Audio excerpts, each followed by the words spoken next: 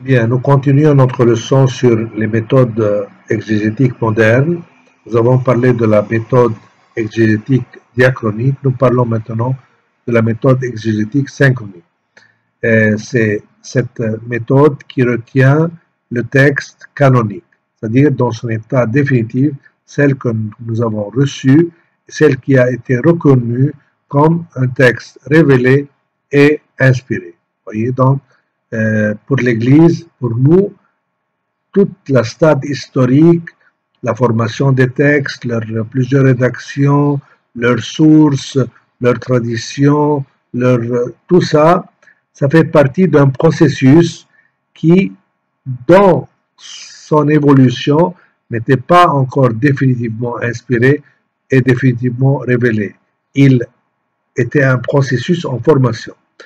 Le texte inspiré, qui présente le contenu doctrinal de la révélation, et historique certainement, c'est le texte canonique, le texte que nous avons devant nous. Donc cette méthode, elle est plus appropriée à l'étude, disons, notre étude de la Bible, même si nous acceptons, comme j'ai déjà dit, toutes les approches historiques de la critique de l'histoire comme un outil pour nous aider à illuminer un peu la formation de nos textes, leur histoire, certainement, leur Leben, tout ça c'est important et nous le retenons, même dans les méthodes synchroniques. Mais pour étudier un texte définitivement et, disons, profiter de son message doctrinal, religieux, n'importe quoi, moral ou ce que vous voulez, nous retenons dans cette méthode l'exégèse, le texte dans son état définitif. Ça, c'est donc premier a priori, important. Deuxième chose, quelles sont les méthodes les plus, disons, importantes? Parce qu'il y a 1000 méthodes. Les méthodes synchroniques, je vais parler moi aussi de 3 seules, et puis je vais énumérer d'autres sans les analyser. Tout d'abord, il y a l'analyse rhétorique, puis il y a l'analyse narrative, puis il y a l'analyse sémiotique. L'analyse rhétorique et narrative proviennent des textes eux-mêmes, parce que les textes que nous avons sont ou bien des discours, ou bien des poésies qui ont la forme d'un discours, ou bien des narrations, des récits qui, donc, c'est très approprié d'appliquer à eux la méthode narrative. Donc, pour les discours, pour les poésies, nous prenons surtout la méthode rhétorique, et pour les récits, nous prenons surtout la méthode narrative. La méthode sémiotique, elle s'applique à tous les textes, possiblement, parce que, comme je vais expliquer, elle essaie de voir dans le texte quels sont les composants qui structurent soit la narration, soit la poésie, soit l'oracle, soit le discours, et ainsi de suite. Donc, je vais commencer par l'analyse rhétorique. Cette analyse, elle se limite à analyser les discours dans la Bible. Bon, comment on les analyse? On retrouve les parties d'un discours selon la rhétorique classique, la rhétorique, disons, décrite surtout par le grand philosophe Aristote. C'est pas que la Bible a emprunté à Aristote. Aristote est après la Bible.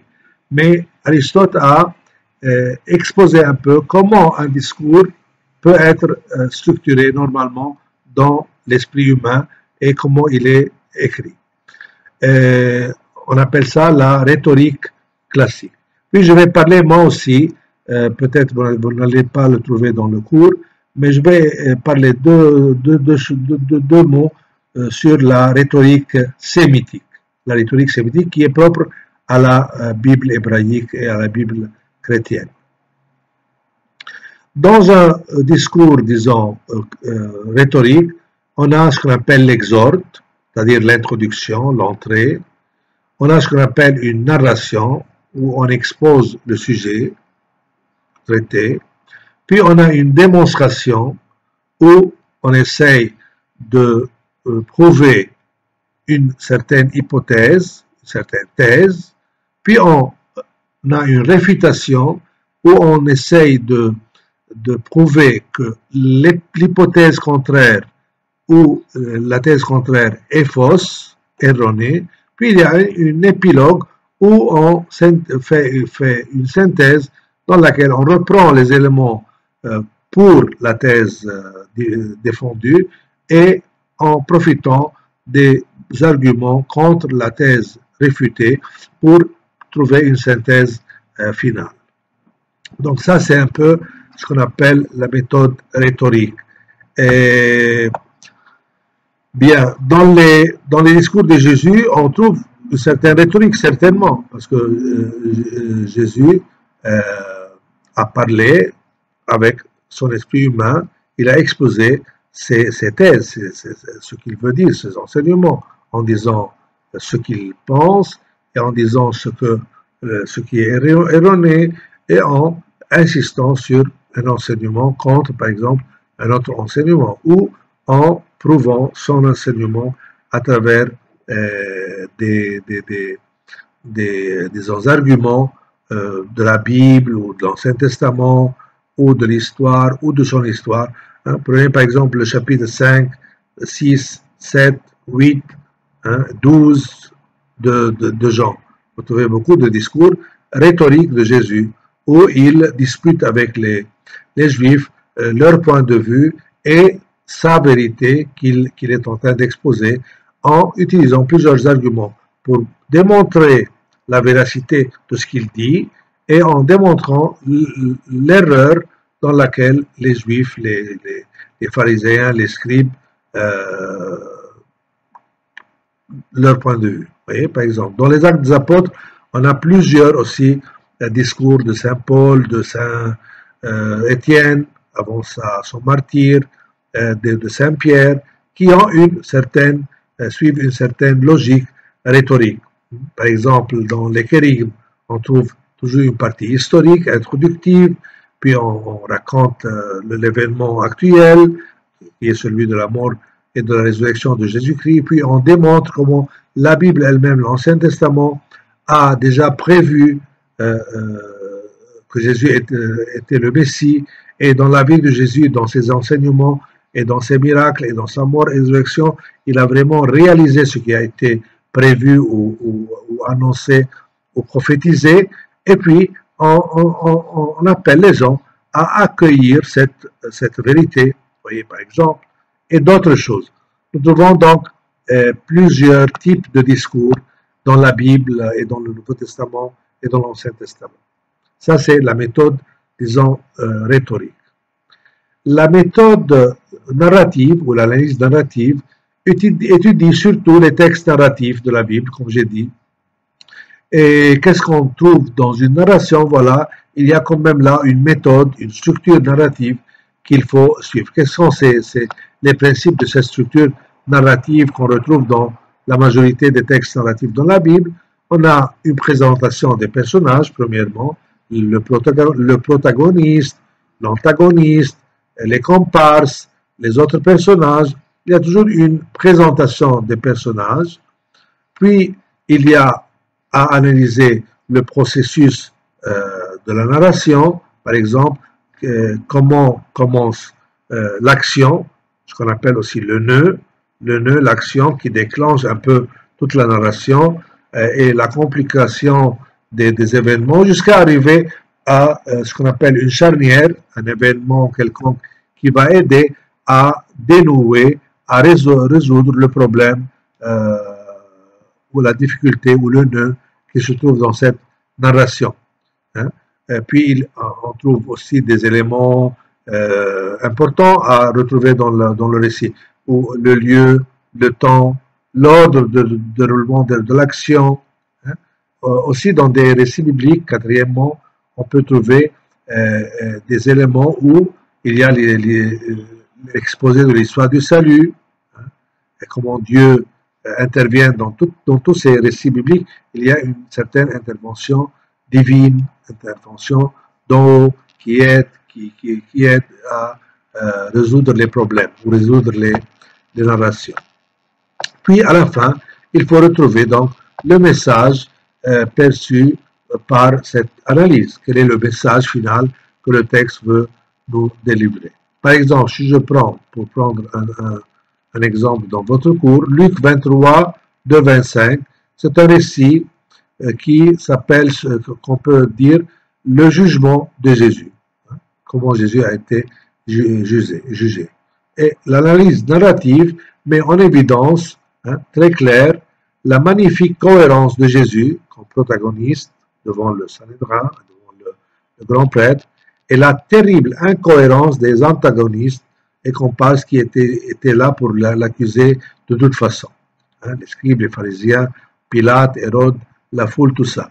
Et pour finir par dire quoi? Voilà un jugement, un tribunal, un faux tribunal, qui a falsifié la réalité seulement pour juger un innocent. C'est le message que veut Luc dire à travers cette narration. Et ainsi de suite. Si vous prenez, par exemple, le sacrifice d'Isaac, vous trouvez déjà la présentation d'Abraham, Dieu qui lui ordonne de prendre son fils unique, bien-aimé, pour lui immoler sur la montagne. Voilà l'action qui commence, par exemple. Et puis, Abraham qui doit exécuter cet ordre avec toutes les difficultés, en marchant. Il y a toute une histoire, tout un récit qui, dans le lieu, 3 jours, en marchant, puis il laisse ses serviteurs seuls, lui qui doit prendre son fils, et le fils qui dit, où est le père, où est l'agneau que tu vas immoler? Voilà un difficile, une difficulté. Est-ce qu'il va révéler à son enfant que c'est lui qui va être immolé? Tout ça, c'est une narration très bien faite pour nous porter à reconnaître 2 choses. La foi d'Abraham, mais là aussi, dans le lieu où il y aura l'immolation, la foi du même Isaac, qui accepte, même s'il ne voit pas un agneau, il accepte de suivre son père, il ne se rebelle pas contre son père, pour dire que c'est un acte de foi formidable qu'a fait Abraham. Et Dieu, à la fin, dans l'épilogue, Dieu lui dit, voilà, ta foi sera récompensée, je vais te donner, tout d'abord, tu ne vas pas tuer ton fils, je vais le substituer par un agneau, et je vais te faire une nation, je vais te donner une descendance formidable. Et ainsi de suite, il y a beaucoup de narrations qu'on peut dire, ça c'est un peu la méthode narrative, l'approche narrative. Puis il y a l'analyse sémiotique qui a deux présupposés importants, je vais vous les lire, vous les lisez vous aussi dans votre cours. Premier présupposé ou a priori, lire et interpréter un texte, c'est découvrir et établir les différentes relations existant entre les éléments du même texte. Par exemple, les sujets, les verbes, les répétitions, les actions, disons, tout ce qui est les éléments d'un texte, éléments littéraires bien sûr. Deuxième présupposé, les relations fondamentales de n'importe quel texte sont 2. Il y a 2 surtout, opposition ou équivalence. Il y a des mots, des verbes qui se complètent, qui sont harmonisés, qui contribuent à une même action dans un certain sens. Il y a d'autres qui s'opposent, qui vont dans une autre direction. Et voilà, un peu, c'est retrouver ces éléments. L'opposition se fonde surtout sur des termes antithétiques. Chaud antithétique, antithétique, des termes qui sont contradictoires. Par exemple, mort, vie, froid, chaleur, lumière, obscurité, maladie, guérison, ancien, neuf, unir, séparer, etc. Ça, c'est pour l'opposition. Pour l'équivalence, c'est surtout dans les synonymes. Donc, il y a les antithétiques, termes antithétiques, et les synonymes. Les synonymes, c'est vouloir, aimer, souffler, encourager, temple, sanctuaire, des termes qui sont synonymes, qui contribuent à enrichir le texte pour porter à un message sur un point positif, un point, disons, qui a une valeur positive, une valeur d'équivalence. Alors là, il faut chercher ces deux pour un peu retrouver la structure d'un texte. Donc, soit l'opposition, soit l'équivalence, elle se base surtout sur ce qu'on appelle le parallélisme. Le parallélisme. Et ça, c'est par exemple une des caractéristiques de ce qu'on appelle la rhétorique sémitique, le parallélisme. Il y a des parallélismes antithétiques, il y a des parallélismes complémentaires, il y a des parallélismes synthétiques. Vous aurez le temps, durant ces 5 années que vous allez faire, j'espère, votre formation dans notre université, dans notre faculté, pour comprendre un peu mieux sur des textes que vous allez étudier avec vos professeurs, chaque professeur dans sa matière. Donc, le parallélisme est la correspondance qui se trouve entre un verset et un autre. Si vous avez, par exemple, la bouche du sot et sa routine, et ses lèvres un piège pour sa vie. Ça, c'est un texte pris, par exemple, de Proverbes. Un autre peut être j'apprécie beaucoup le disciple obéissant et j'apprécie mieux le disciple qui aime en obéissant. C'est un parallélisme, disons, complémentaire. Tu peux dire je respecte ma mère et j'aime mon père, ou bien je respecte mon père, j'aime ma mère. Et il y a père et mère qui sont parallèles, il y a je respecte et j'aime, les deux qui se complètent. C'est pas qu'il respecte son père, mais il ne l'aime pas. Il aime sa mère, mais il ne respecte pas sa mère. Non, c'est que je respecte mon père et j'aime ma mère, ça devient un parallélisme complémentaire. Je respecte et j'aime mon père et ma mère. Et ainsi de suite. On a plusieurs autres, ou bien je hais le méchant et je ne peux pas supporter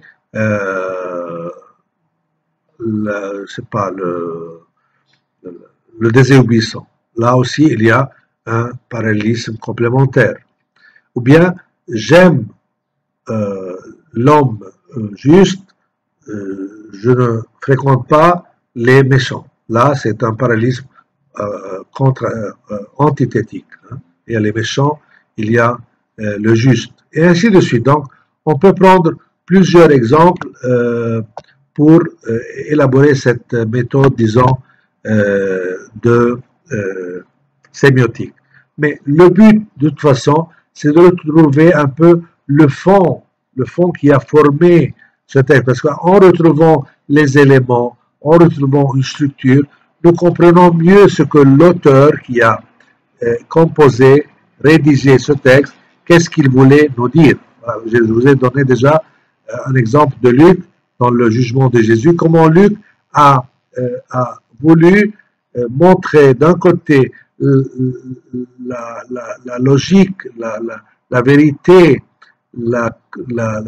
l'harmonie dans ce que Jésus disait et la falsité des autres. Et pour le faire, il devait utiliser des mots, des proverbes, des verbes qui attestent son point de vue, soit d'un côté, soit d'un autre. Donc, ça c'est pour la méthode, disons, sémiotique. Vous pouvez l'analyser mieux au cours de vos études, comme j'ai dit. Puis il y a d'autres approches qu'on peut trouver.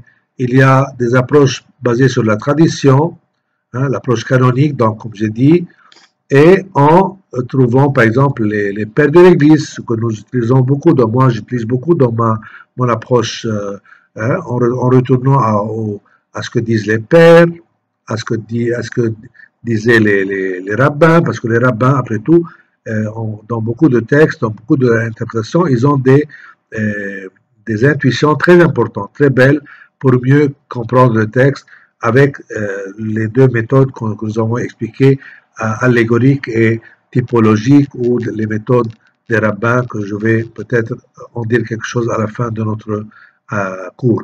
Donc, je ne sais pas quand, dans les semaines qui viennent, si nous restons confinés, ou sinon face à face, quand nous nous retrouvons, si Dieu le veut, à Kaslik. Il y a des approches qui sont basées sur des sciences humaines, et là, c'est très difficile. Ça peut aider, mais ça peut être trop subjectif. Et approche sociologique, où à partir de quelques données sociologiques modernes, on essaie de comprendre un peu l'aspect sociologique d'un texte biblique ancien, l'approche anthropologique, culturelle, alors là aussi, à travers des préjugés d'aujourd'hui, on essaie un peu de trouver ce que peut-être il y a dans un texte biblique, l'approche psychologique, on essaie de comprendre la psychologie du protagoniste ou de l'auteur, la psychanalyse, et ça c'est un monde vraiment très chaotique. Moi je n'admets pas ces méthodes, sinon quelque part où c'est très évident qu'elle peut aider, mais souvent c'est des choses très subjectives et ça fait pas partie d'une bonne étude. Il y a des approches féministes, des approches libérationnistes, ou là aussi hein, l'approche, disons, de la théologie de la libération, qui toujours part d'un présupposé révolutionnaire. Elle veut l'appliquer à Jésus, qu'il était l'homme de la révolution, qu'il voulait tout bouleverser. Donc, vous voyez, il y a là beaucoup de choses. Mais il y a aussi, à côté de tout ceci, il y a ce qu'on appelle la lecture fondamentaliste de la Bible, littérale. Et là aussi, c'est pas très bien, parce que ces gens semblent être des gens qui veulent, qui apprécient les textes bibliques dans sa dimension historique, sa véracité, chaque mot, mais ils finissent par nous présenter une lecture, disons, à la manière de Inzel Qur'ani. C'est-à-dire, chaque mot, il vient de la bouche de Dieu, donc il ne faut rien interpréter, il n'y a rien qui soit du style ou du genre littéraire utilisé. Tout est à la lettre, à la lettre, à la lettre. Donc là, c'est aussi une exagération qui n'aide pas beaucoup à l'interprétation biblique. Nous avons déjà exposé auparavant, vous comprenez ce que je dis, nous avons déjà exposé auparavant dans notre approche de la révélation de l'inspiration biblique et de la vérité biblique, nous avons exposé ce que l'Église catholique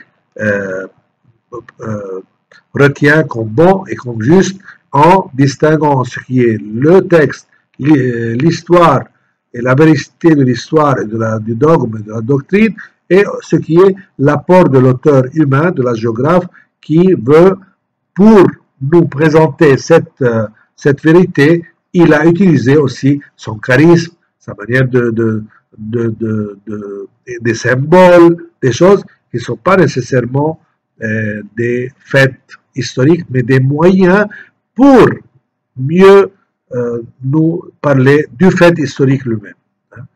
Là, si je peux dire comme ça, les approches libérationnistes, féministes, je ne sais pas quoi, tous ces peuvent être nous éloigner de l'historicité du texte, de sa véracité, hein, pour souligner plus l'apport humain. La lecture fondamentaliste, elle insiste trop sur le caractère divin, historique, tout ça, de tout, jusqu'à rendre l'apport humain comme un apport monzalien, un apport qui ne se touche pas. Alors là, les deux sont un peu extrémistes et ce n'est pas notre lecture. Voilà.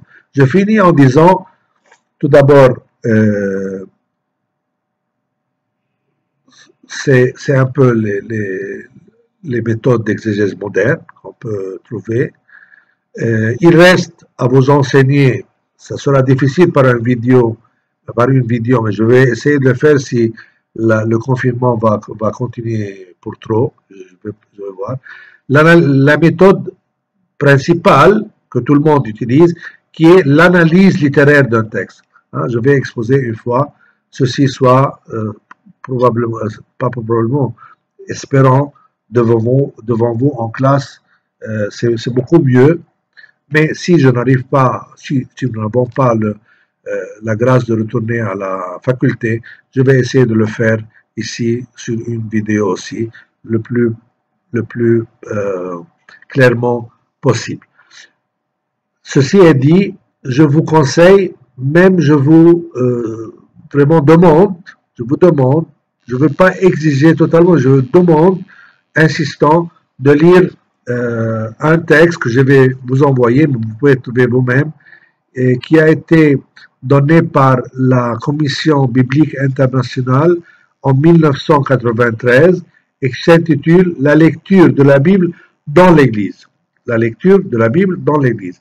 Dans ce document, qui a déjà maintenant 27 ans, ce document, on expose un peu toute la partie, disons, herméneutique jusqu'à maintenant.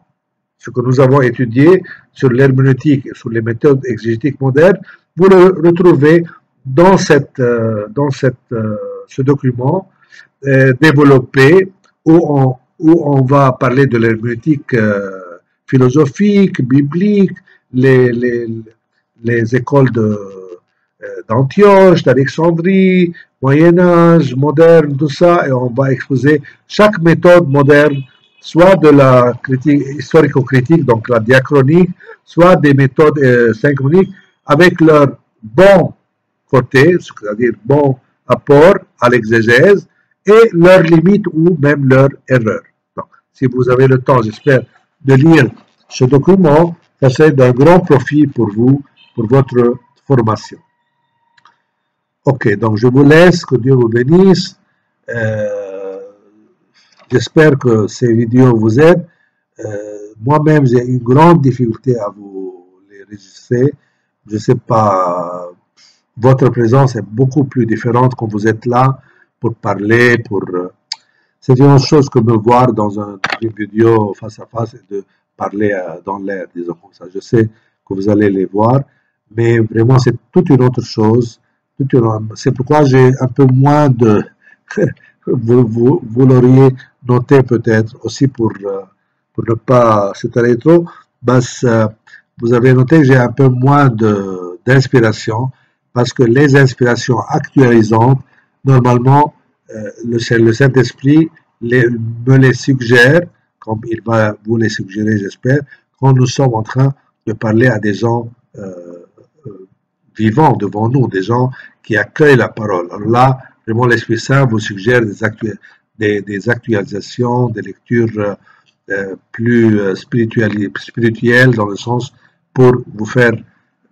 On a fait ce qu'on a pu faire. C'est difficile pour moi, c'est difficile pour vous. Courage, nous devons finir cette année au mieux possible. Donc, au revoir.